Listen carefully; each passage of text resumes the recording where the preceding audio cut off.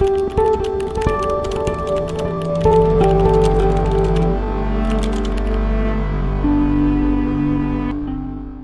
does not love you.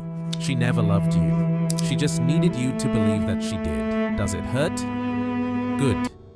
Pain is the only teacher that does not lie. Look at your reflection. Do you see that good man, that polite gentleman, who opens doors for her and tells her she is beautiful every morning? That man is invisible to her. Worse than invisible, he is predictable. And predictable, in the secret language of female desire, is synonymous with death. There is a monster that every woman carries written into her DNA. A monster she herself does not understand. A monster that makes her despise the man who adores her and crave the one who ignores her. Do you know why women say they want a sensitive man, but end up with the one who makes them cry? It is not masochism, it is pure biology. For millions of years, the women who survived were those who chose the warrior, not the poet, the hunter, not the philosopher, the man who could kill for her, not the one who died for her. And that program continues to run every damn day. You think love is communication, understanding, tenderness? She says she believes that too. She lies. Her body does not lie when it responds to the man who challenges her, who confronts her, who does not need her. Have you noticed how her eyes light up when she talks about the ex who treated her badly? How her voice changes when she mentions the arrogant boss everyone hates? That glow is not trauma. It is desire in its purest form. The monster that every woman desires is not violent, not abusive. It is something far more subtle and powerful. He is unpredictable. He is the man who cannot be tamed, categorized, or controlled. And you are an open book. She knows exactly what you will do, what you will say, how you will react. You are safe, you are stable, you are everything she says she wants. And for that very reason, you are everything her biology rejects. Schopenhauer knew it. Love is the species' deception to keep itself going. But he fell short. Love is not just deception, it is war. And in this war, the civilized man always loses. Do you know what a woman truly seeks when she says she wants emotional connection? She wants to feel, not to think, to feel. And the most powerful feelings do not come from safety. They come from uncertainty, from risk, from controlled danger. The monster she desires is the man who makes her doubt. Does he love me? Does he not? Will he call again? Is he with someone else? That emotional roller coaster is more addictive than any drug. And you, with your unconditional love and absolute availability, you are forced rehabilitation. You are methadone when she wants heroin. Napoleon conquered Europe, but could not conquer Josephine. Why? Because he needed her more than she needed him. He wrote desperate letters from the battlefield while she slept with others in Paris. The emperor of the world reduced to an emotional beggar? Sound familiar? Of course it does, because you have begged too. You have pleaded for crumbs of attention while she threw banquets for those who never even asked. The monster does not beg. The monster is hungry, but not for her. He is hungry for conquest, for purpose, for power. And that hunger, the one she cannot satisfy, is exactly what drives her insane. Women are not masochists, they are unconscious evolutionary strategists. Their biology programs them to seek the man whose attention is valuable because it is rare. If your attention is free, unlimited, unconditional, then it is worth nothing. It is basic economics applied to desire. Do you remember when you were a child and you wanted that toy you could not have? How you desired it with every fiber of your being. And do you remember what happened when you finally got it? In 2 weeks, it was forgotten in a corner. You are that toy, available, predictable, forgettable. The monster is the toy behind the glass, always visible, never fully reachable. Man is a wolf to man, said Hobbes. He was wrong. Man is a lamb to woman when he forgets he was born a wolf. Do you want to know why your relationship died? Do not look at what you did wrong. Look at what you stopped doing right. You stopped being dangerous. Not dangerous in a physical sense, dangerous in an existential sense. You stopped being a force of nature and became just another piece of furniture in the house, comfortable, useful, ignorable. The monster she desires has 3 characteristics that you have lost, or never had. First, a purpose greater than her. The monster does not live for her. She is a pleasurable addition to his life, not the center of it. He has a mission, an obsession, a conquest to pursue. And she knows it, she feels it, and she gets aroused by the idea of being the woman of a man like that, not the life project of an empty man. Second, the ability to say no. When was the last time you said no to something important? When did you prioritize your needs over hers? The monster says no naturally, without guilt, without explanation, and every no is an involuntary aphrodisiac. Third, emotional mystery.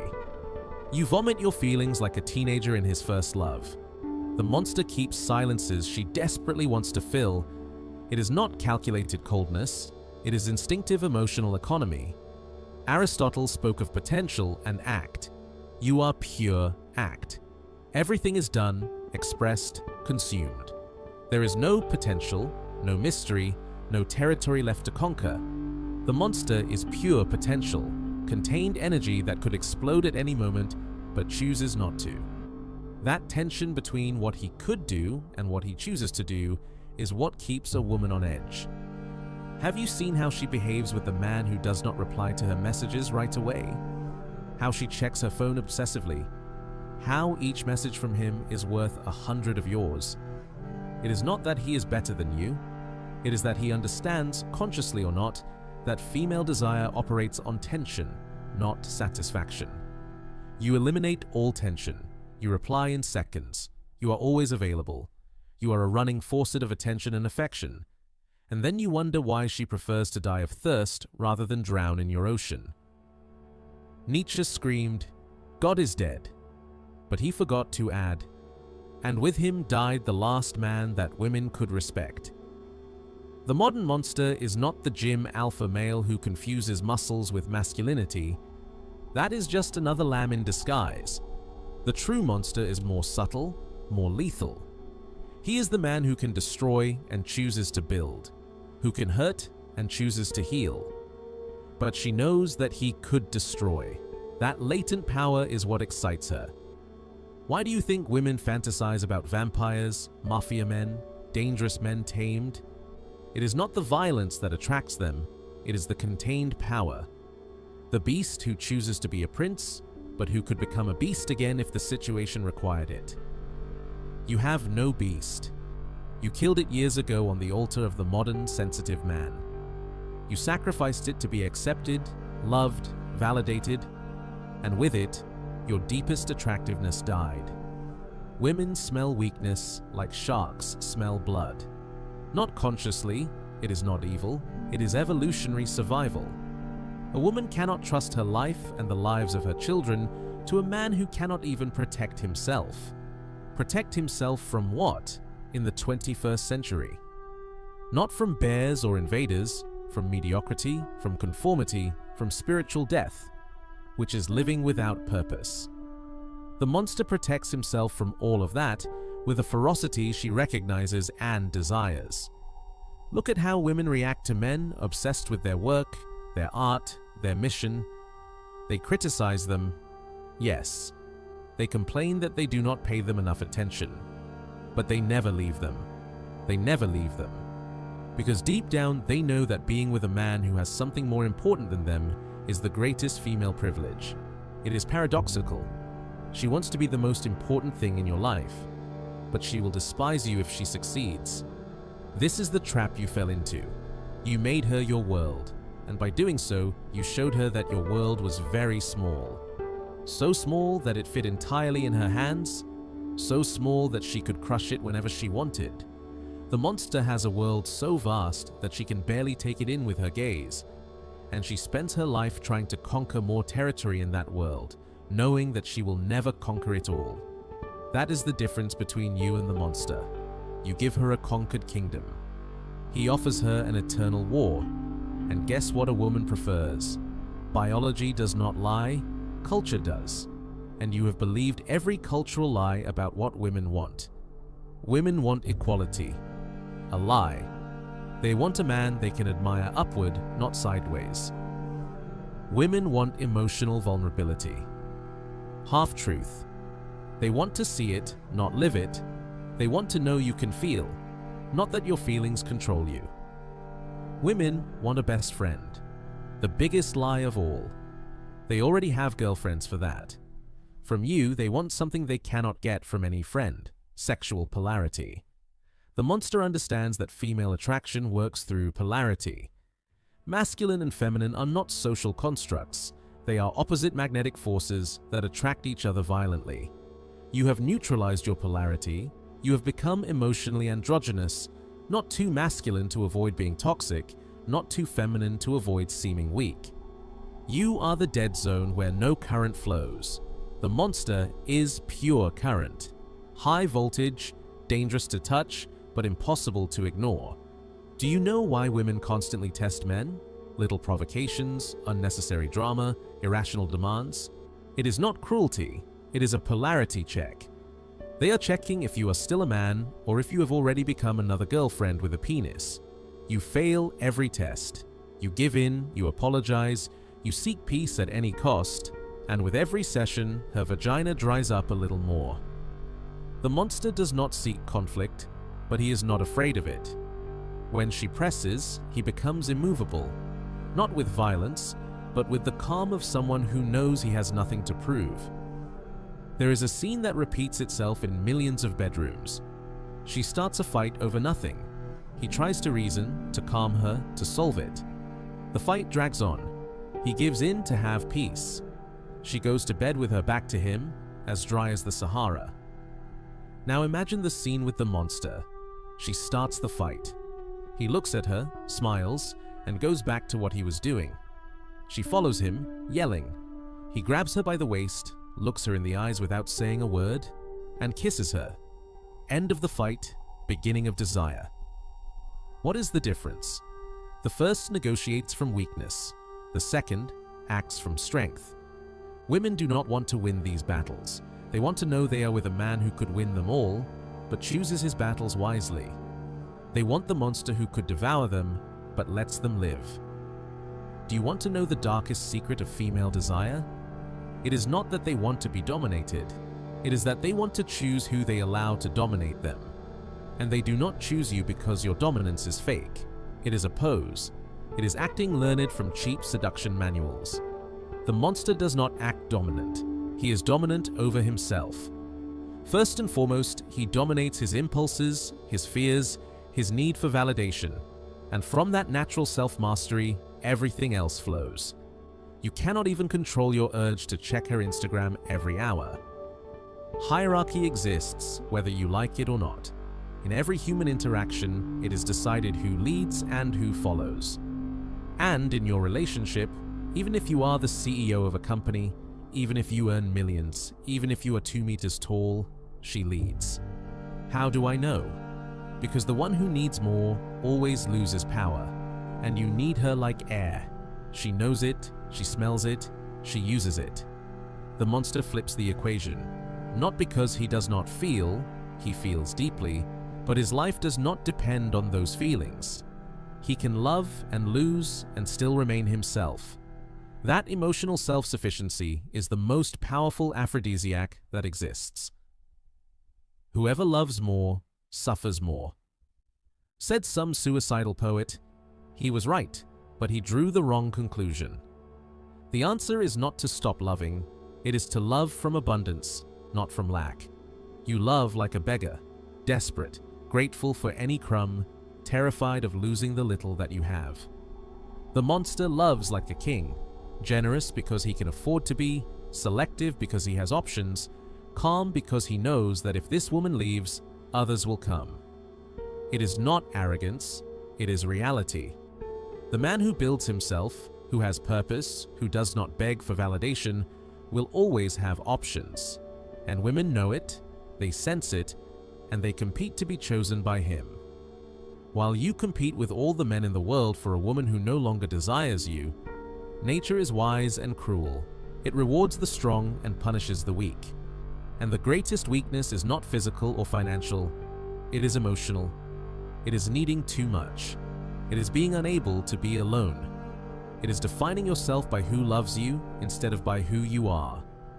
The monster is comfortable in his own skin, alone or accompanied, loved or rejected. His value does not rise and fall with the emotional stock market of his relationship. Yours does, rising and crashing like Bitcoin on a panic day. There is an exact moment when you lost, a moment you can trace if you are honest. The moment you stopped being her lover and became her emotional son was when you began to ask for permission instead of informing her of decisions. When you started asking, "Is this okay?" instead of saying, "I am going to." When your happiness began to depend on her mood. Women do not want emotional sons. They already have enough with the biological ones. From a man, they want a potential father, not another child to care for. The monster never asks permission to be himself. He informs, includes, considers, but never begs for approval. His life is his own. She is welcome to share it, not to control it. Do you know what kills more relationships than infidelity? Predictability. The existential boredom of knowing exactly what you will do, say, think. You are a movie she has seen 1,000 times, and it was not even very good the first time.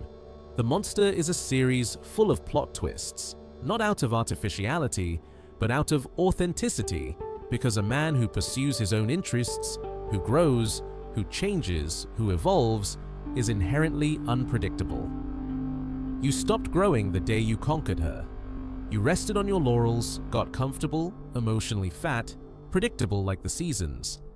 Schopenhauer wrote, "To conquer without risk is to triumph without glory." But you did not even conquer. You were gifted territory and called it victory. And now you wonder why she wants to migrate to wilder lands. The monster never stops conquering, not necessarily other women. He conquers new territories within himself, new skills, new challenges, new versions of who he can become. That conquering energy is what women find irresistible, not the result, but the process. Masculine energy in its purest state, that transforms, that builds, that destroys the old to create the new. You destroyed that energy the day you said, "I already have her. Now I can relax." As if female desire were an exam you pass once and for all, as if it were not a fire that needs constant fuel.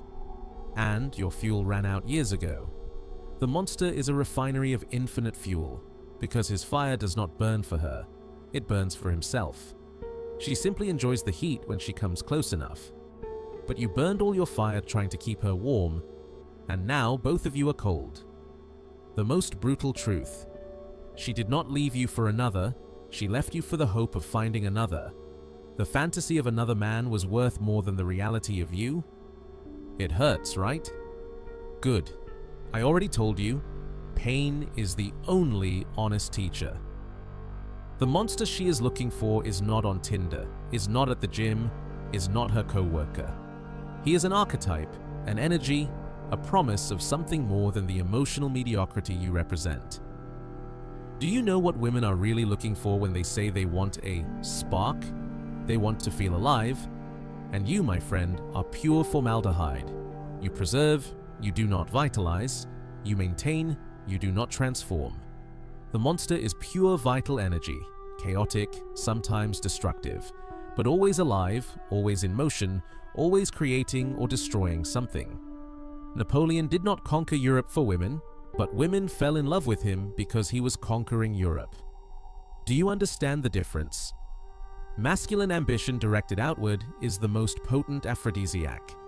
The ambition to conquer a woman is the most repellent energy. The monster hungers for the world, not for a woman, and paradoxically, or perhaps logically, that makes him irresistible to them. You hunger for approval, for validation, for her to tell you that you are enough, and you never will be. Because enoughness is not begged for, it is conquered. And it is conquered on battlefields that have nothing to do with her. When was the last time you did something that scared you, that challenged you, that made you grow? Not for her, for you. The monster lives at the edge of his comfort zone, not for cheap adrenaline, but for constant growth. Because he knows that the man who does not grow dies, first on the inside, then in her eyes. You died years ago. You keep walking, talking, working, but you are dead. You are an emotional zombie who confuses routine with life. The monster could die tomorrow and he would have lived more in one day than you have in a decade. That intensity of existence is what women look for. Not drama, intensity, presence, concentrated life, but you dilute your life in Netflix, in beer, in empty conversations about nothing with people you do not care about, doing things that mean nothing. And then you wonder why she seeks meaning in someone else's arms. Do you want to know why the monster works?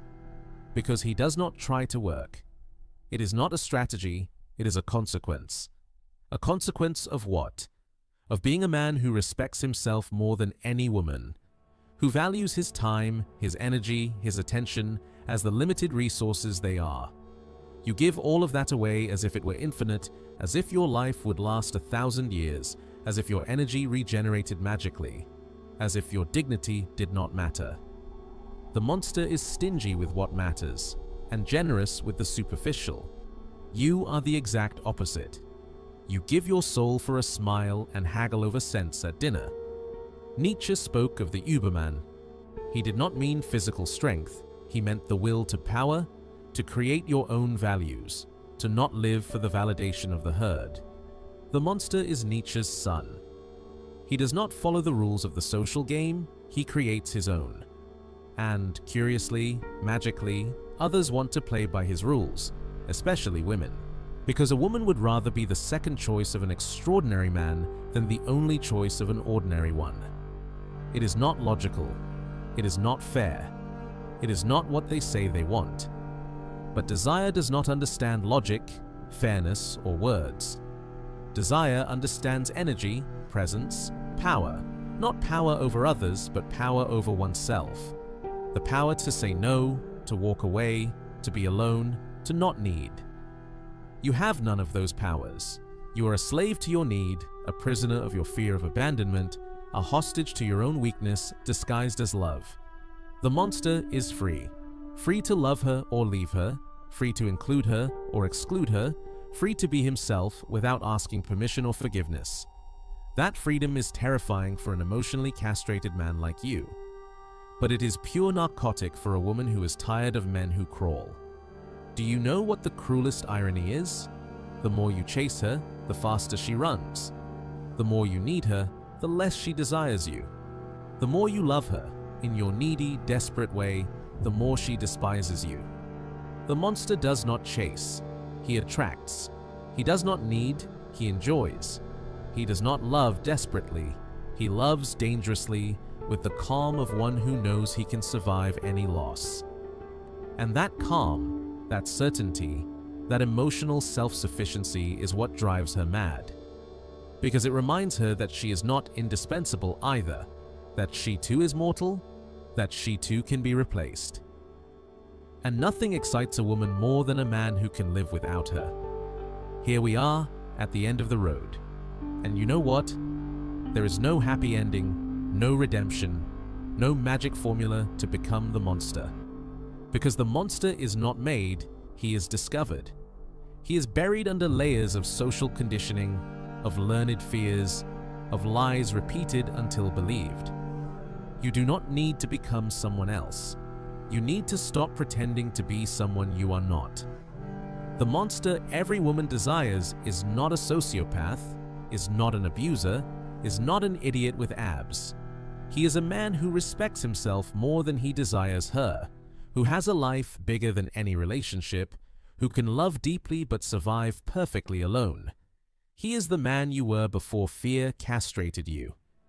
Do you remember when you were a child and you feared nothing? When the world was your playground, not your prison? When you did not need permission to be happy? That wild child is the father of the monster, but you killed him. You sacrificed him on the altar of responsible adulthood. You traded him for security, for acceptance, for the promise of unconditional love that never came. And here you are, alone all the same. But now without dignity, without purpose, without fire. The monster is not perfect. He makes mistakes, he has fears, he doubts, but he does something you stopped doing long ago. He acts in spite of fear. He lives in spite of uncertainty. He loves in spite of the risk of losing. He does not act to impress women, he acts to impress himself. And that is the fundamental difference. You live for others, especially for her.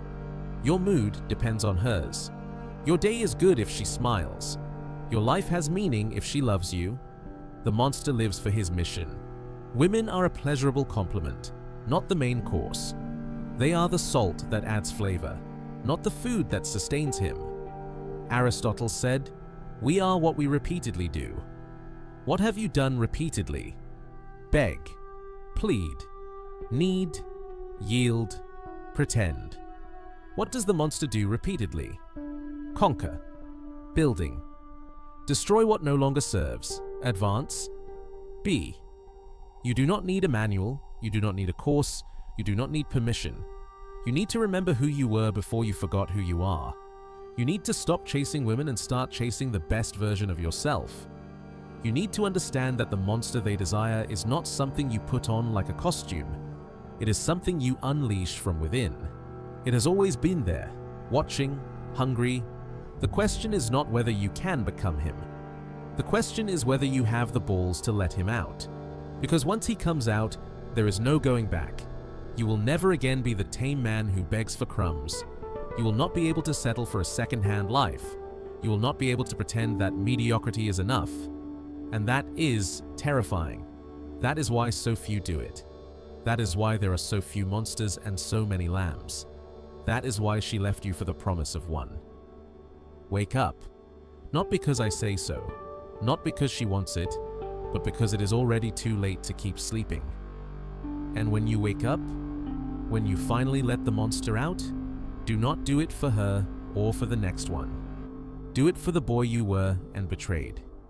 Do it for the man you could have been and buried alive. Do it because the alternative is dying having lived someone else's life. Desire thrives on unpredictability. Desire, like any human drive, intensifies. When the reward is not constant nor guaranteed, if you are always available, if you are always the one to initiate intimacy, if you are always ready to please, your reward loses value. Most men make the mistake of becoming dispensers of constant pleasure, not realizing that excessive availability kills longing. Machiavelli, a master of using reward to maintain loyalty, or in this case, desire, would say, "Men love at their convenience, but fear at your discretion." In this context, the fear is her fear of not knowing when or if. That reward, your desire, will return. Your mistake, you become a never-ending source of sexual attention. A faucet she can turn on at will. The Machiavellian solution. Manage your reward selectively. This does not mean denying her sex or affection. It means that access to your intimacy, your desire, your sexual energy is not a right. It is earned and it must be maintained. Create moments of intensity, then step back with subtle distance. Let her miss you. Let her crave the next encounter. Do not always be the one to initiate. Let her chase you. Let her feel she must earn your attention, that she must remind you why she excites you. When desire is not guaranteed, when there is just enough uncertainty about when and how the spark will return, she invests more in you. Her mind becomes obsessed with earning your attention, with reconquering your desire.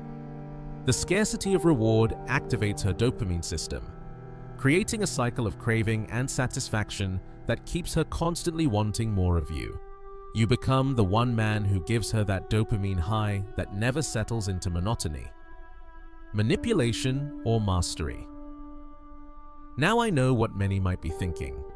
A voice in your head may have whispered, "Is this manipulation?" Let me answer clearly and unapologetically, no.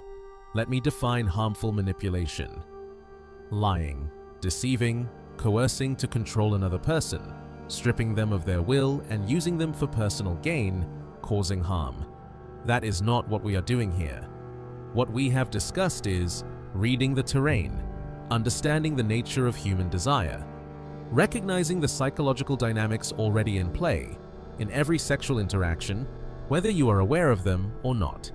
This is using what already exists.